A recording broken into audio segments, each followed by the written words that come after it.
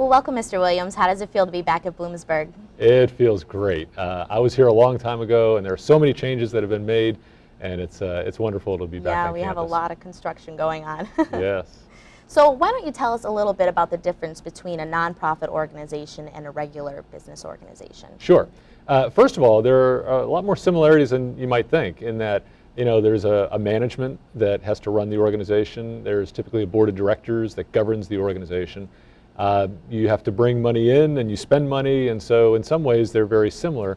But where it's different, a for-profit company, of course, is there to make money.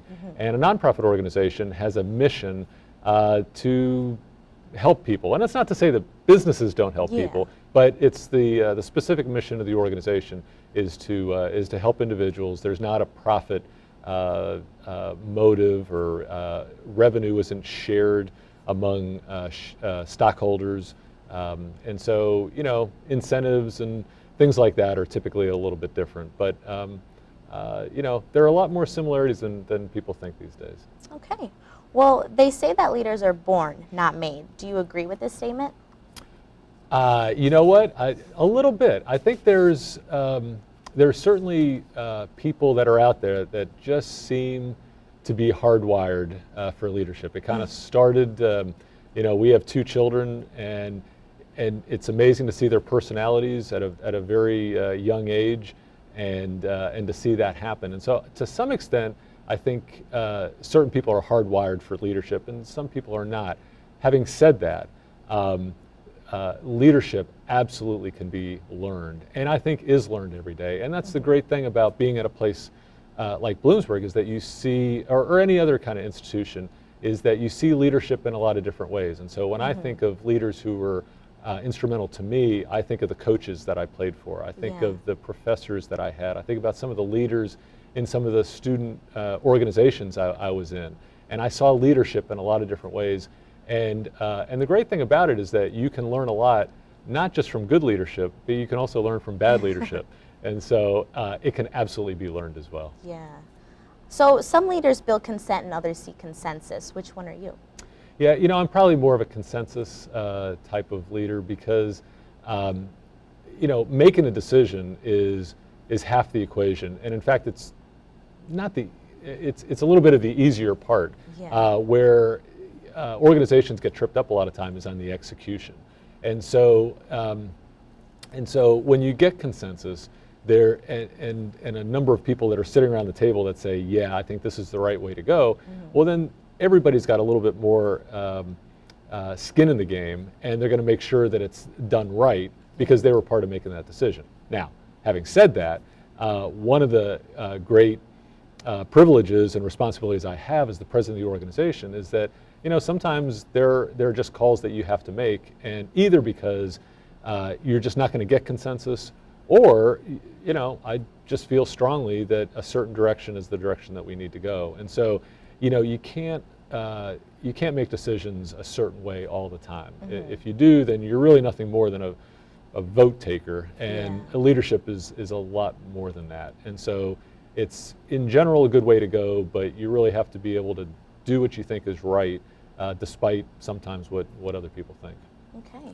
So leaders are hired for their skills and fired for their style.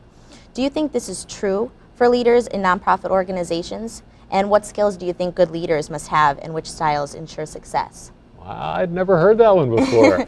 I do think there's a lot of truth in that. When I think of the people that have had an involuntary termination in organizations that I've been in, so often it has been because of their style. They have not been good at getting consensus. They don't play well with other people. They just have a style that kind of grates on folks. And one aspect of leadership, a very important part of leadership, is that you need to be able to draw people in. You need to be able to draw them in and make decisions, and we're all on the same team. And so I think that's I think there's some truth in that. So why are some executives better equipped to get at the heart of important issues and effectively anticipate and manage challenges that arise? I think that some of it has to do with whether they have a passion for what they do, or whether they're kind of going through the motions and thinking about the next job or the next opportunity, or thinking about themselves. I think that great leaders are ones who really want to make a difference. They want to make a difference now, and they want to make a difference for the right reason, not a difference just in terms of their own career, but they want their department to be better. They want the people around them to be better. They want to be able to, for the organization to be able to perform. And so there's a passion, there's an energy, there's a wanting to get after it that that good leaders have. And if you have that, then no matter what kind of organization you're in, you'll do well, and people will want to follow you, and people want to be part of what you're what you're doing, because they sense that you're about something good. And I think we all want to make a difference in our lives. Okay, so how can we produce strategic, thoughtful, and brilliant leaders to guide us into the 21st century? Well, I think that one way to do it is by doing exactly what's taking place this weekend here at Bloomsburg. I think there's such value in being able to bring people in from the business world and have students exposed to those folks. And and I think that in all these sessions that are taking place, I think people are going to share what made them successful. But hopefully, one of the things that I plan to share are a lot of the mistakes that I've made, and because I think a lot of times, smart people learn from their own mistakes. I think smarter people learn from the mistakes of others. Yeah. And so it's great to be able to get that kind of interaction with people who are very successful in the business world, and for students to be able to see that and to be able to aspire and exceed that. And so I think that's one way, and I really commend the university for doing this weekend. Okay. So what changes do you think, if any, are needed for academic programs in business or other areas? I think the one area is you have to make things as realistic as possible. I'm a big believer in internships that get students into the workplace environment. We have a lot of internships at the Make-A-Wish Foundation. If there's anybody watching this who's interested in the nonprofit sector, they're even paid. And we believe in that because we think that's a great way to learn. Experiencing something is always the best way to learn, I believe.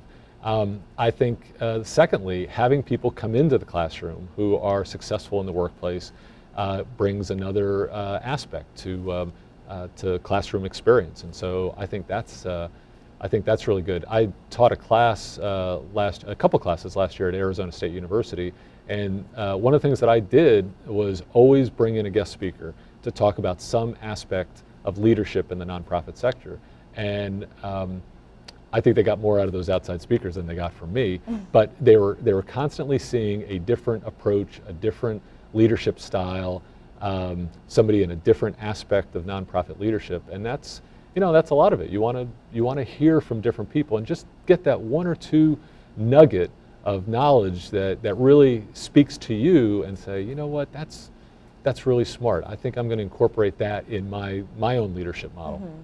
So then, what's your secret to success? My secret to success, I don't think it's much of a secret, but there was a guy who was the founder of Habitat for Humanity, and when I interviewed for that position, he was from the South, and he said, David, we have a Southern expression down here, what melts your butter? And I wasn't quite sure what he was talking about, but what he was talking about is what gets you out of bed in the morning? What do you feel passionate about? What do you want to be able to do? Mm-hmm. And honest to goodness, I think that's the secret, and that is to be involved with something that you have a passion for, that you love, that you want to be able to, either it's something that, from a nonprofit standpoint, an issue that's out there that you feel is wrong or unjust and you want to be able to fix, mm-hmm. or just something that you feel a great love for. But that's what I would encourage any student to ultimately be able to do that. Now, I initially didn't do that, but accounting was a very good major for me. Shell Oil Company was a very good start to my career, but ultimately, I think I would not have been very happy staying there. And I've been very fortunate to be involved in organizations that I feel very passionate about. And 70% of all Americans are, if given the choice, would do something other than what they're doing. Really? And so, you know, it takes, so I feel very fortunate not to be in that 70%. Okay. Well, thank you so much for joining us today. I think you really opened up our eyes to nonprofit organizations. I hope Thanks a so. lot. Thanks, Christy. Thank you. All right.